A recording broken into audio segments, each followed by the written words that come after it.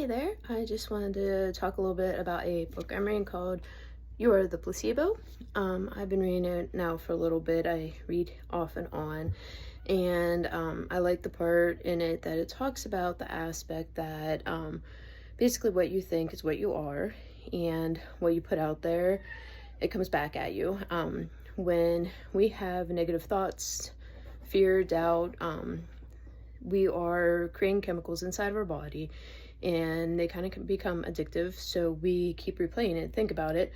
Somebody cut you off in traffic, right? And then you get to the office and you're fuming about the near accident, which, it's understandable, but then you replay the story over and over and you get more angry every time you tell it. So in turn, the chemicals in your body, you're making more of them and they just keep going. And at that point, you're now living in the past because now you're talking about something that's already taken place, it's been done, and you're still reliving it.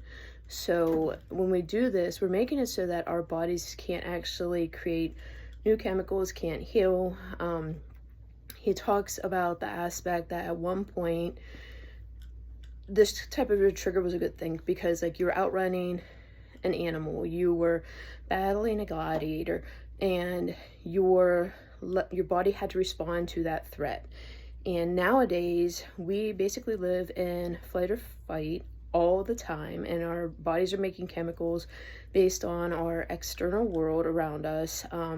We might have physical trauma, emotional, mental. We're constantly thinking the worst case scenarios, and so in turn our bodies just continuously are waiting for the next bad thing to happen, so they can't heal on the inside. Our bodies are inflamed, we have digestive issues, we have migraines, we have sleep problems, and the more we engage in this type of behavior and thought process, the harder it is to get out of. I'm a person that's still trying to work on it. That's why I'm reading the book, because I want to learn and I want to understand what my body's doing. He talks a lot about the aspect that we think that genes determine our future.